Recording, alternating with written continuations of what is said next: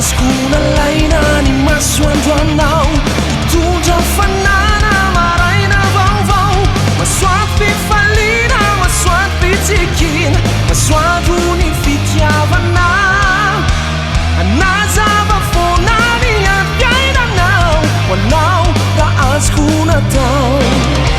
danety novaiko ny zava-drehetra lavitry ny sento ary sotsy misy fetra lavavaka itsifony anao lafatra ny fiarana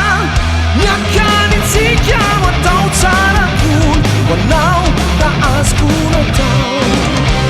tsy ananakora ny fahefana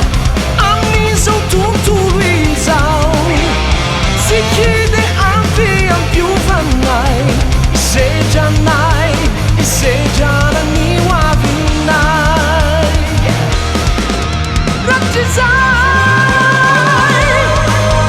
rakitrizay